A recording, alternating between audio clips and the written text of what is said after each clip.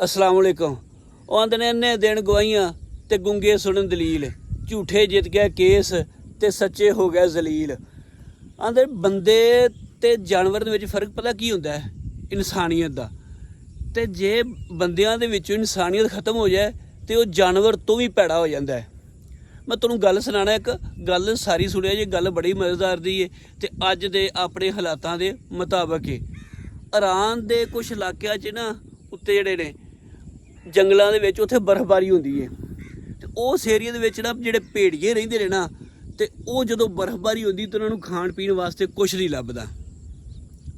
ਉਹ ਫਿਰ ਕੀ ਕਰਦੇ ਨੇ, ਸਾਰੇ ਇਕੱਠੇ ਨਾ ਗੋਲ ਦਾਇਰਾ ਬਣਾ ਕੇ ਤੇ ਬਹਿ ਜਾਂਦੇ ਨੇ ਤੇ ਇੱਕ ਦੂਸਰੇ ਨਾਲ ਘੂਰਨ ਲੱਗ ਪੈਂਦੇ ਨੇ। ਉਹ ਜਿਵੇਂ ਕੁੱਤੇ ਨਹੀਂ ਨਾਹਾ ਜਣਾ ਦੇ ਗੁਰਲ ਗੁਰਲ ਕਰਦੇ ਨੇ, ਉਸ ਤਰ੍ਹਾਂ ਬਹਿ ਜਾਂਦੇ ਨੇ ਇਕੱਠੇ ਹੋ ਕੇ ਤੇ ਵਹਿੰਦੇ ਰਹਿੰਦੇ ਨੇ ਕਿ ਕਿਹੜਾ ਮਾੜਾ ਭੇੜੀਆ ਹੈ ਜਿਹੜਾ ਭੁੱਖ ਦੇ ਨਾਲ ਡਿੱਗਦਾ ਹੈ। ਅੱਛਾ, ਜਦੋਂ ਜਿਹੜਾ ਕੋਈ ਨਹੀਂ ਨਾ ਭੁੱਖ ਨੂੰ ਬਰਦਾਸ਼ਤ ਕਰਦਾ, ਉਹ ਡਿੱਗ ਪੈਂਦਾ ਨਾ ਤੇ ਸਾਰੇ ਉਹਨੂੰ ਪੈ ਜਾਂਦੇ ਨੇ ਤੇ ਉਹਨੂੰ ਖਾ ਜਾਂਦੇ ਨੇ ਤੇ ਆਪਦੀ ਭੁੱਖ ਮਿਟਾਉਂਦੇ ਨੇ। ਅੱਛਾ, ਇਹ ਜਿਹੜਾ ਅਮਲ ਹੈ ਨਾ, ਇਹਨੂੰ ਪਤਾ ਕੀ ਆਂਦੇ ਨੇ? ਗੁਰਖ ਆਸ਼ਤੀ। ਗੁਰਖ ਆਂਦੇ ਨੇ ਭੇੜੀਏ ਨੂੰ, ਠੀਕ ਹੈ, ਯਾਨੀ ਕਿ ਭੇੜੀਏ ਦੀ ਦੋਸਤੀ, ਜਾਂ ਇੰਝ ਸਮਝ ਲਓ ਕਿ ਦੋਸਤੀ ਦੇ ਲਬਾਦੇ ਦੇ ਵਿੱਚ ਮੁਨਾਫਕ ਦੁਸ਼ਮਣ। ਅੱਛਾ, ਜੋ ਤੁਸੀਂ ਇਸ ਕਹਾਣੀ ਤੇ ਜਿਹੜੀ ਭੇੜੀ ਵਾਲੀ ਮੈਂ ਤੁਹਾਨੂੰ ਸੁਣਾਈ ਤੇ ਗੌਰ ਕਰਦੇ ਜੇ ਨਾ, ਤੇ ਫਿਰ ਜ਼ਰਾ ਬੰਦਿਆਂ ਨਾਲ ਗੌਰ ਕਰੋ। ਅੱਜ ਦੇ ਸਾਡੇ ਆਲੇ ਦੁਆਲੇ ਜਿਹੜੇ ਨਾ ਆਪਣੇ, ਉਹਨਾਂ ਨਾਲ ਗੌਰ ਕਰੋ ਤੇ ਫਿਰ ਵੇਖੋ ਕਿ ਸਾਡੇ ਵਿੱਚ ਤੇ ਉਹਨਾਂ ਭੇੜੀਆਂ ਦੇ ਵਿੱਚ ਕੋਈ ਫਰਕ ਹੈਗਾ।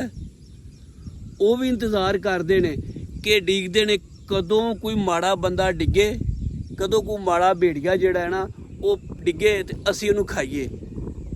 ਤੇ ਕੀ ਜਿਹੜਾ ਸਾਡੇ ਆਲੇ ਦੁਆਲੇ ਇੱਥੇ ਵੀ ਇੰਝ ਹੀ ਹੈ? ਅੱਜ ਕੱਲ੍ਹ ਵੀ ਕੋਈ ਨਹੀਂ ਮਾफ़ ਕਰਦਾ। ਮਾੜਾ ਬੰਦਾ ਭੁੱਲ ਕੇ ਕੋਈ ਇਕੱਠਾ ਕੋਈ ਚਾਰਾਂ ਨੇ ਕਰਕੇ ਕੋਈ ਜ਼ਮੀਨ ਭਾਂਡਾ ਬਣਾ ਲੈਂਦਾ ਜਾਂ ਕੋਈ ਪਲਾਟ ਲੈ ਲੈਂਦਾ ਤੇ ਤਗੜਾ ਬੰਦਾ ਆ ਕੇ ਉਹਦੇ ਕੇਸ ਕਰ ਦਿੰਦਾ। ਅੱਲਾ ਤੇ ਫਿਰ ਉਹਦੀਆਂ ਨਸਲਾਂ ਰੁਲ ਜਾਂਦੀਆਂ ਨੇ, ਉਹ ਮਾੜੇ ਬੰਦੇ ਨੂੰ ਸ਼ਹਿ ਨਹੀਂ ਲੱਭਦੀ ਹੈਗੀ। ਤੇ ਜੇ ਭੁੱਲ ਕੇ ਕੋਈ ਕਿਸੇ ਤੋਂ ਉਧਾਰੇ ਪੈਸੇ ਦੇ ਕਰਜ਼ ਲੈ ਲੈਂਦਾ ਤੇ ਉਹਨੂੰ ਇੰਨਾ ਜ਼ਲੀਲ ਕਰਦੇ ਨੇ, ਇੰਨਾ ਤੁੰਨਦੇ ਨੇ ਕਿ ਉਹ ਆਖਰ ਤੇ ਉਹ ਬੰਦਾ ਖੁਦਕੁਸ਼ੀ ਕਰਕੇ ਜਾਨ ਛਡਾਉਂਦਾ ਹੈ। ਉਹ ਆਂਦਾ ਵੀ ਮੇਰਾ ਇਸ ਦੁਨੀਆ 'ਚ ਰਹਿਣ ਦਾ ਫਾਇਦਾ, ਮਰਾਂਗਾ ਤੇ ਜਿਹੜਾ ਹੈ ਨਾ ਉਹ ਜਿਹੜੀ ਜਾਨ ਛੁੱਟਦੀ, ਇੰਨਾ ਜ਼ਲੀਲ ਕਰਦੇ ਨੇ। ਤੇ ਤੁਸੀਂ ਵੇਖੋ ਕਿ ਸਾਡੇ ਵਿੱਚ ਤੇ ਉਸ ਭੇੜੀਏ ਵਿੱਚ ਕੋਈ ਫਰਕ ਹੈਗਾ? ਉਹ ਤਾਂ ਫਿਰ ਵੀ ਇੱਕ ਖਾ ਕੇ ਤੇ ਬਸ ਕਰ ਦਿੰਦੇ ਨੇ, ਲੇਕਿਨ ਬੰਦੇ ਇਹ ਇੱਕ ਨੂੰ ਖਾ ਕੇ ਵੀ ਨਹੀਂ ਰੱਜਦੇ ਹੈਗੇ। ਇਹਨਾਂ ਬੰਦਿਆਂ ਦਾ ਪੇਟ ਭਰਦਾ ਹੀ ਨਹੀਂ ਹੈਗਾ।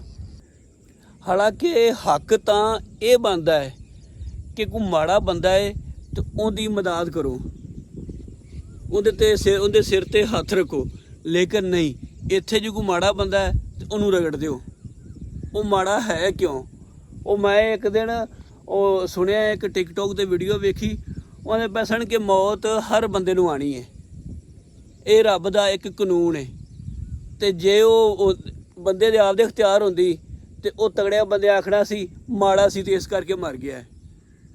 ਵੀਡੀਓ ਜਿਹੜੀ ਹੈ ਨਾ, ਹੁਣ ਅੱਗੇ ਮੇਰਾ ਤਾਂ ਗੱਲ ਕਰਨ ਤੇ ਕੋਈ ਦਿਲ ਨਹੀਂ ਕਰਦਾ ਪਿਆ। ਤੁਸੀਂ ਵੇਖੋ ਆਲੇ ਦੁਆਲੇ ਵਾਕਿਆ ਹੀ ਇੰਝ। ਅੱਲਾਹ ਪਾਕ ਤੁਹਾਨੂੰ ਸਾਰਿਆਂ ਨੂੰ ਸਲਾਮਤ ਰੱਖੇ ਤੇ ਵੀਡੀਓ ਚੰਗੀ ਲੱਗੇ ਤੇ ਲਾਈਕ ਤੇ ਸ਼ੇਅਰ ਲਾਜ਼ਮੀ ਕਰ ਦਿਆ ਜੇ।